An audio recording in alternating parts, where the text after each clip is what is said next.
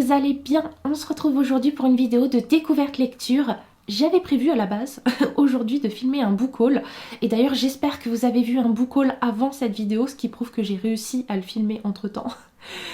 Mais en fait cette nuit j'ai tellement mal dormi que je me suis dit vas-y, je suis trop fatiguée aujourd'hui, j'ai envie de lire pour me reposer, donc du coup pourquoi pas lire ensemble et du coup s'intéresser à la lecture que j'ai commencé hier. J'ai pas lu grand chose mais j'ai lu en tout cas le début du roman de Carissa Broadbent, Le Serpent et le Descendant de la Nuit, le premier tome de la saga Les Couronnes de Niaxa, publié chez Bookmarks.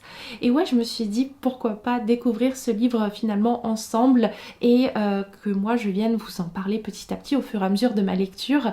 D'autant plus que je vous ai beaucoup parlé de ce livre, vous savez à quel point il me fait envie et pour moi c'est l'occasion de découvrir l'autrice mais aussi la maison d'édition puisque c'est ma première lecture de chez Bookmarks si je ne dis pas de bêtises et du coup je peux déjà vous en parler un petit peu de ce livre en tant qu'objet livre. Franchement déjà j'aime bien, j'aime franchement ce qu'ont fait les éditions Bookmarks avec ce livre. Alors bon, cette version reliée elle est magnifique, d'ailleurs je crois avoir entendu dire qu'elle allait sûrement revenir prochainement, je crois, en stock, donc peut-être que c'est une intox, mais en tout cas jetez ça si jamais vous n'avez pas pu vous la procurer et qu'elle vous intéresse, parce que c'est vrai que franchement c'est trop joli. voilà. Et sinon, ce que j'aime beaucoup, c'est au niveau de la mise en page, parce que, attendez, que je vous montre un petit peu. Je sais pas si vous verrez bien, mais c'est écrit assez gros et ça fait plaisir, parce que moi les livres où c'est écrit tout petit, où ça fait trop mal aux yeux, limite ça me donne pas envie de lire, et là franchement je trouve ça hyper agréable quand c'est aéré comme ça, et d'autant plus que ce que j'aime bien dans cette version reliée, je sais pas si c'est le cas aussi dans la version brochée, mais pour celle-ci, eh bien au fur et à mesure de la lecture, attendez que je vous retrouve ça, eh bien oui, vous avez des illustrations.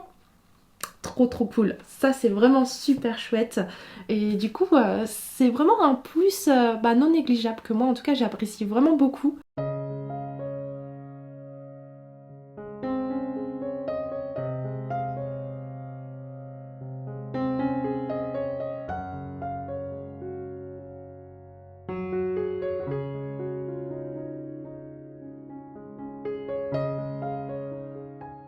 J'ai filmé mon book haul, ouais, je suis trop contente.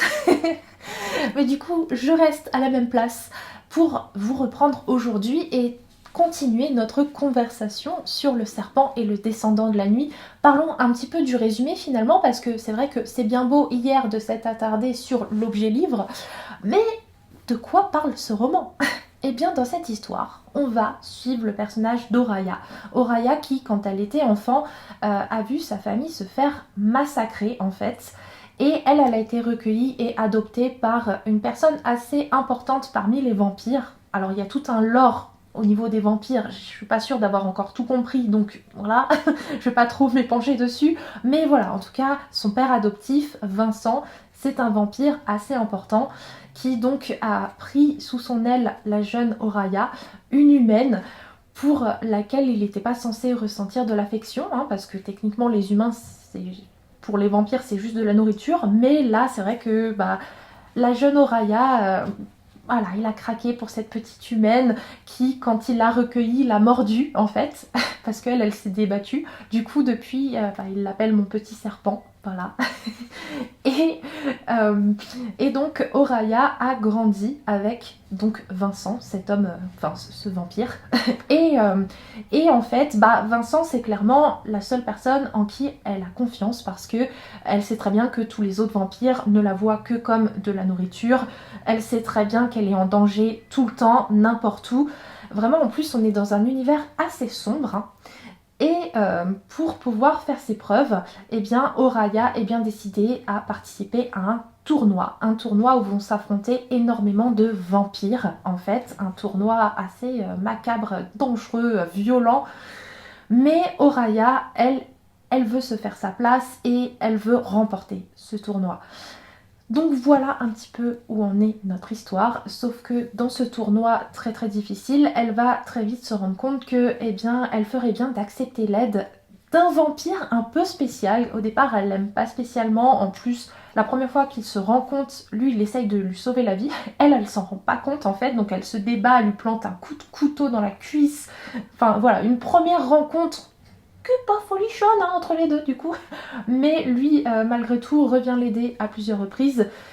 Et bon, du coup, j'ai hâte d'en voir plus entre les deux parce que ça promet, ça promet. Et là, j'en suis à 27% de lecture et j'avoue que ces deux-là, j'ai envie de les voir avancer, de voir où ça va aller dans ce tournoi qui est vraiment, vraiment violent. Hein. Vraiment, vraiment, on est dans une sorte de Hunger Games vampirique.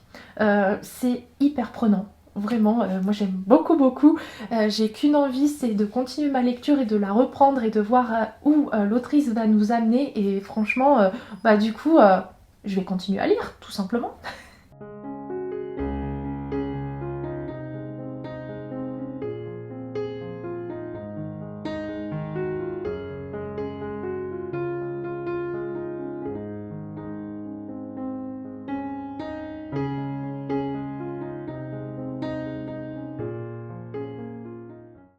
Alerte coup de cœur à l'approche. Ah là là, je suis trop contente.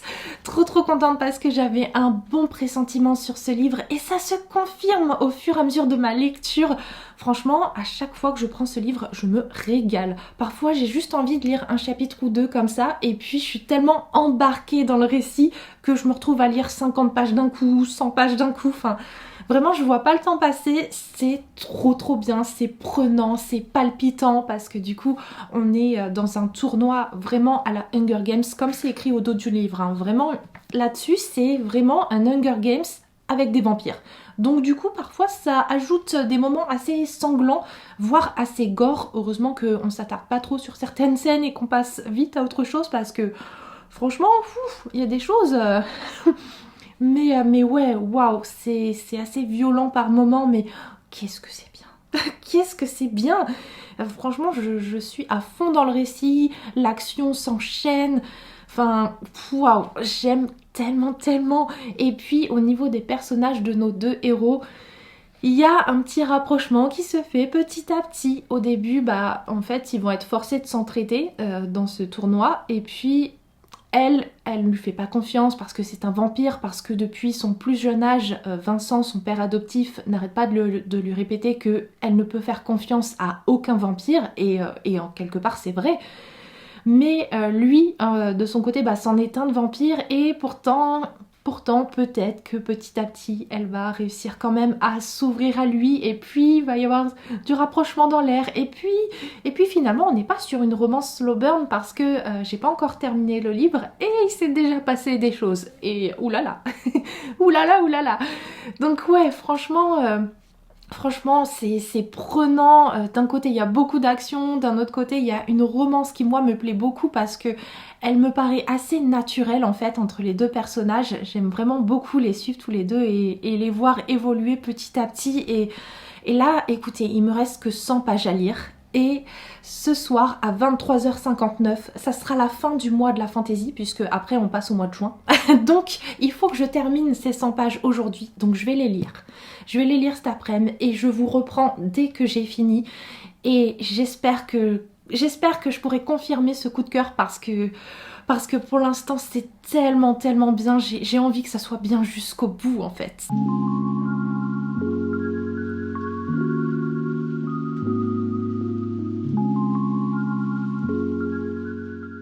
C'est fini! Et alors là, mes amis, j'ai surkiffé. La fin a complètement été à la hauteur de mes espérances, mais même encore mieux.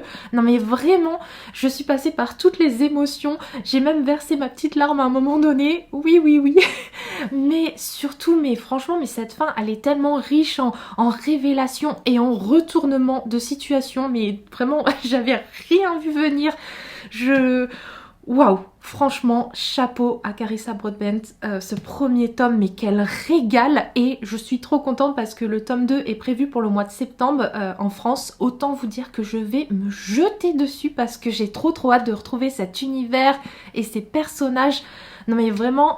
N'hésitez pas si jamais ce titre vous tente à le lire et vous m'en direz des nouvelles.